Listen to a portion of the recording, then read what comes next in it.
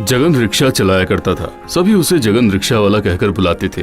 पूरे दिन रिक्शा चलाकर उसकी जितनी आमदनी होती थी उससे ही किसी तरह उसकी गृहस्थी चलती थी। घर में उसकी पत्नी लता और इकलौती बेटी मालती रहते थे। मालती पढ़ लिख कर बहुत बड़ी इंसान बनना चाहती थी और जगन का भी यही सपना था। लेकिन ओ जगन भाई, एक कप चाय पी लो। नहीं कन्हैया, आज एक भी पैसेंजर नहीं मिला। पॉकेट में बिल्कुल पैसे नहीं है। अरे तो क्या हुआ, कल चुका देना। नहीं भाई, घर में बिल्कुल भी चावल नहीं है। तुम मुझे आज के चावल खरीदने के लिए कुछ पैसे उधार दे सकते हो? मेरे पास कहाँ इतने पैसे हैं जगन भाई, मेरी तो हालत बिल्कुल तुम्हारे जैसी ही है। हाँ वो तो है, जाता हूँ। कहाँ जाओगे? जाकर देखता हूँ, शायद कोई पैसेंजर मिल जाए। अरे जगन बाबू, चलोगे क्या? हाँ मालिक, हाँ जाऊंगा। कहाँ जाइएगा? बस स्टैंड जाना है, लेकिन तुम्हें मेरे घर की तरफ से होकर जाना पड़ेगा। मुझे वहाँ से कुछ सामान लेना है, उसके बदले तुम मुझसे थोड़े ज्यादा पैसे ले लेना। आप भी ना मालिक, आप तो मेरी पहचान वाले हैं। मैं भला आपसे ज्यादा पैसे क्यों लूंगा? जितना भाड़ा होगा दे देना। चलिए आप रिक्शा पर बैठ जाइए, मैं आपको लेकर चलता हूँ। बैठिए।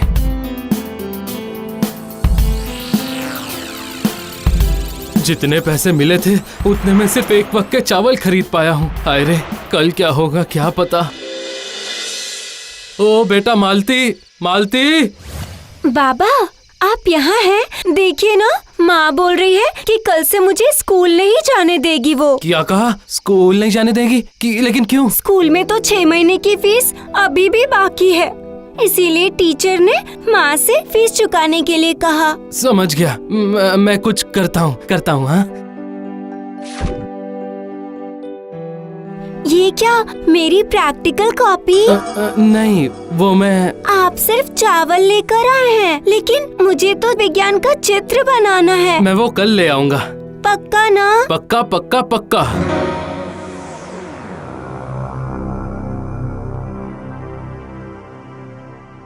क्यों रे, सब कुछ अच्छे से रख दिया है ना? बिल्कुल अच्छी तरह छुपा के रख दिया हूँ। और उसे कहाँ रखा है? कारखाने में, किसी को कुछ भी पता नहीं चलेगा। सब सेट है, उसमें से कुछ लोहा लगकर मैंने भंगार की दुकान में रख दिया है। चिंता की कोई बात नहीं है गुरु, कुछ समय के बाद मैं उसे ले आऊंगा। Very good. अब जो भी पुलिस को ढूंढना है वो उसे ढूंढने दो।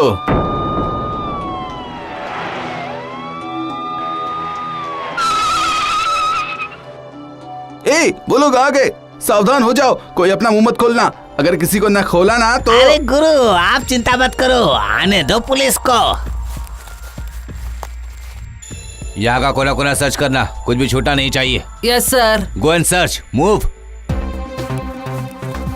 बताओ, सोना कहाँ रखा है? सर, मैं एक मामूली सा लोहे का व्यापारी हूँ, मुझे कहाँ से सोना मिलेगा बताइए? हम लोग खुद ढूंढ निकालेंगे। आखिर इतना सोना कहाँ छुपाओगे? सर, आप बेकार में इतनी मेहनत कर रहे हैं। नहीं सर, यहाँ से भी कुछ नहीं मिला। कारखाने में देखा? देख लिया सर, वहाँ पर सिर्फ लोहा है। मैंने आपसे क्या कहा था सर? तो फिर क्या मुझे गलत इन्फॉर्मेशन मिली थी? तब चलो यहाँ से।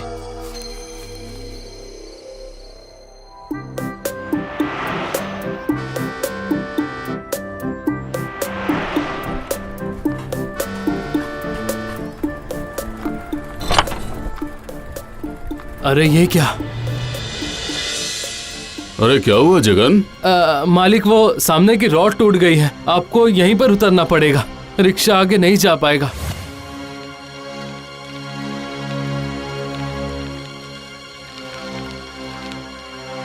क्यों जी, चावल लेकर आए हो? नहीं भाग्यवान। ये क्या, घर में चावल का एक दाना तक नहीं है जी, और आप ये रिक्शा इस तरह खींचकर क्यों लाए हो? रिक्शा टूट गई है। सत्यानाश, अब क्या होगा? इसे ठीक करना पड़ेगा। पैसे वो कहाँ से आएंगे? देखता हूँ, कल भंगार की दुकान पर जा रहा हूँ, शायद वहाँ थोड़ा लोहा मिल जाए। फिर उसके बाद खुद रिक्शा ठीक कर दूंगा। चलता हूँ।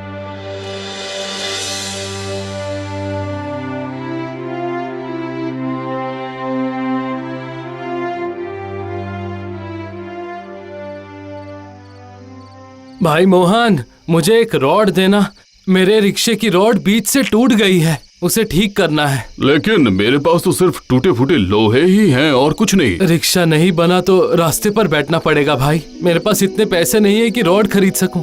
अरे रुको, कल ही कुछ रोड और पाइप आए हैं, मैं देखता हूँ। अरे वो कहाँ रख दिया? वो रहा। ये लो ले जाओ। हाँ, ये लो। तुमने मुझे बचा लिया मोहन भाई, चलता हूँ।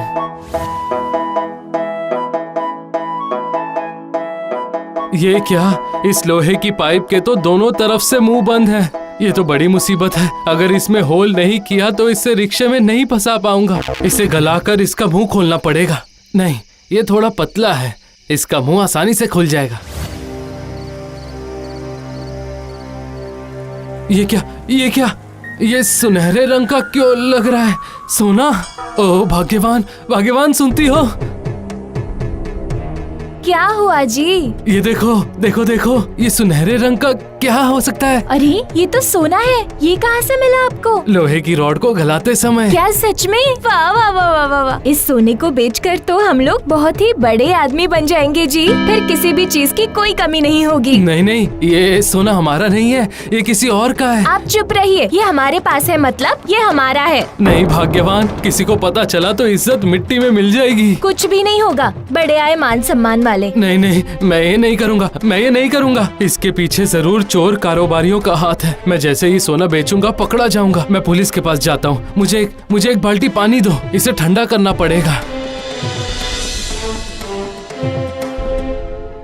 तुम्हें ये रॉड कहाँ से मिला? हमारे मोहल्ले में ही एक भंगार की दुकान है। कल रिक्शे की मरम्मत करने के लिए मैं वहाँ से लेकर आया था।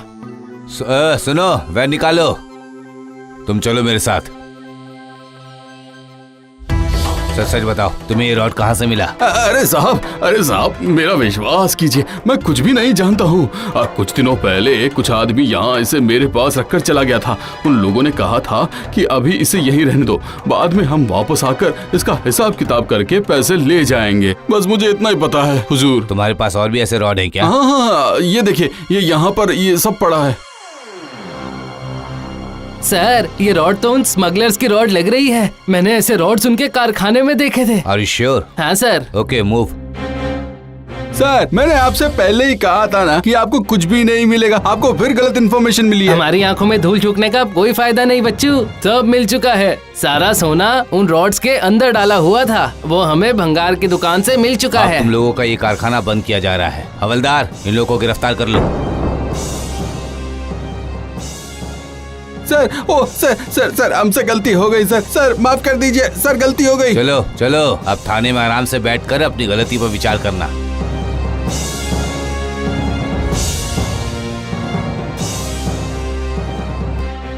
कई दिनों से लाख कोशिशों के बावजूद भी हम लोग सोने की स्मगलिंग करने वाले गिरोह को पकड़ नहीं पा रहे थे। तुम्हारे जैसे सच्चे इंसान की वजह से ही आज हम लोग इतने बड़े सोने की स्मगलिंग करने वाले गिरोह को पकड़ पाए। तुम्हारा धन्यवाद। और हाँ, सरकार की तरफ से तुम्हें 1 लाख रुपए का इनाम दिया जा रहा है। ये लो अपना चेक।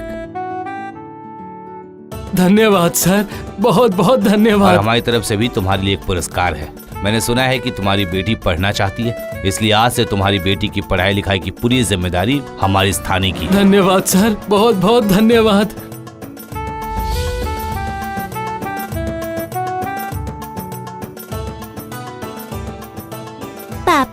पापा, माँ ने कहा कल से स्कूल जाने के लिए। ये देखिए, पुलिस अंकल ने मुझे कितनी सारी कॉपी, पेन, किताब सब दिया है। वाह वाह वाह वाह वाह, मुझे खुशी है अब तुम मन लगाकर पढ़ सकोगी, बहुत बड़ी इंसान बनोगी। सिर्फ बड़ी इंसान ही नहीं, बल्कि बोलिए आपकी तरह सच्ची और ईमानदार इंसान बनेगी और किसी भी अन्याय को बढ़ावा नहीं देगी। हाँ पापा, मैं आपकी तरह ही सच्ची इंसान बनूंगी और हर अन्याय का डट के विरोध करूंगी। वाह वाह वाह वाह वाह।